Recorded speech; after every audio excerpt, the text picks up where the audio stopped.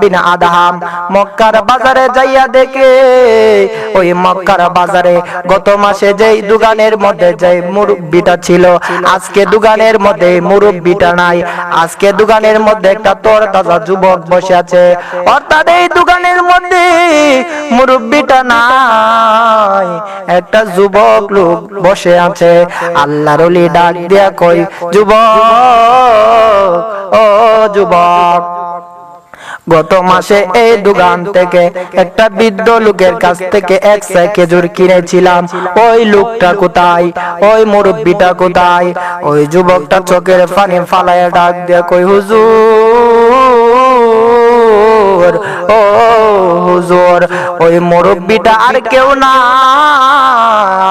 ওই মুরব্বিটা হইল আমার জনম দুঃখী আব্বা। জোরে জোরে কন্যা সুবহানাল্লাহ। হুজুর, আজকে 2টা মাস হয়ে গেছে গো, আমার আব্বা অন্ধকার কবরের মধ্যে শুইয়া গেছে। যুবকটা চোখের পানি ফালায়ার কই, হুজুর, আপনি আমার আব্বার তালাশ কেন করতেছেন? আল্লাহর ওলি ডাক দিয়ে কই, যুবক, আমি 2 মাস আগে তোমার বাবার কাছ থেকে 100 খেজুর কিনেছিলাম, অর্থাৎ 100 খেজুরের মধ্যে একটা খেজুর বেশি চলে আসছিল। আমি তোমার আব্বারে একটা খেজুর ফেরত না দিয়া বাইতুল আকসায় যায় নামাজ পড়ি ইবাদত করি। আমি স্বপ্নের ঘরে দেখি মক্কার এই বাইতুল আকসার বারিন্দার মধ্যে 2টা ফেরেশতা হাঁটাউটি করে। একটা ফেরেশতা আরেকটা ফেরেশতারে ডাক দেয় কই, ওকে তোরা চিনস নি? আরেকটা ফেরেশতা ডাক দেয় কই, ও আবার কে? আরেকটা ফেরেশতা ডাক দেয় কই, ওকে তোরা জানোস নি? ও হয়েছে শ্রেষ্ঠ জামানার, এই জামানার শ্রেষ্ঠ একজন আল্লাহর ওলি।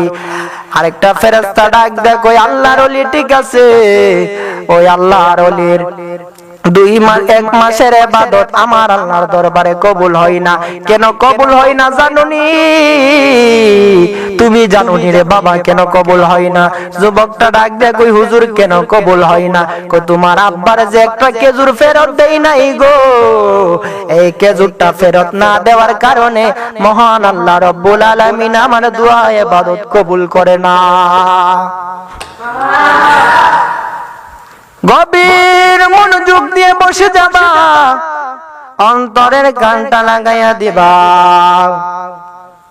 আল্লাহর ওলি ডাক দিয়া বলে, বাবা, আমারে তুমি দয়া করে তোমার বাবার কাছ থেকে আমি একটা খেজুর বেশি নিয়েছিলাম, এখন এই খেজুরের দানাটার দাবি তুমি আমারে ছেড়ে দাও, অর্থাৎ তুমি আমারে মাফ করে দাও, তুমি আমারে খেজুরের দাবিটা ছুটাইয়া দাও।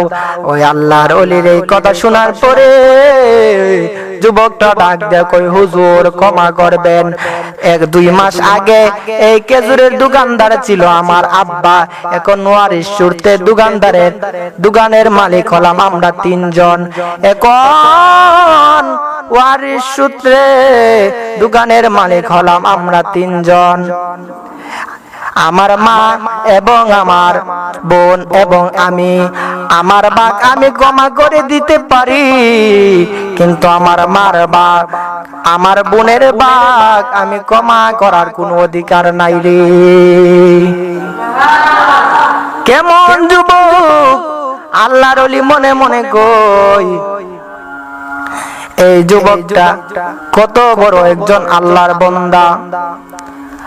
আল্লাহর ওলি মনে মনে কই, আমি ভাবছিলাম আমি বুঝি আল্লাহরে ভয় করি, এখন দেখি এই যুবকটাও আমার আল্লাহরে ভয় করে।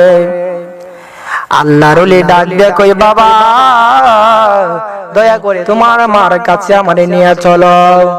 এই যুবকটা আল্লাহর ওলি রে ওনার মার কাছে নিয়ে গেল। এই যুবকটা আল্লাহর ওলি রে নিয়ে যখন গেল ওনার মার কাছে, আল্লাহর ওলি ডাক দিয়ে কই, আসসালামু আলাইকুম বোন, আমি আসছি। ওই মহিলাটা ডাক দিয়ে কই, আপনি কেন এসেছেন? ওই মহিলাটা ডাক দিয়ে কই, হুজুর, আপনি কেন এসেছেন? আল্লাহর ওলি ডাক দিয়া কই, বোন, 2টা মাস আগে তোমার স্বামী মক্কার বাজারের বড় একজন ব্যবসায়ী, অর্থাৎ বড় একজন ব্যবসায়ী, আমি তোমার স্বামীর কাছ থেকে 1 সা খেজুর নিয়েছিলাম। 1 সা খেজুরের মধ্যে একটা খেজুর বেশি আসছিল। আমি তোমার স্বামীর কাছ থেকে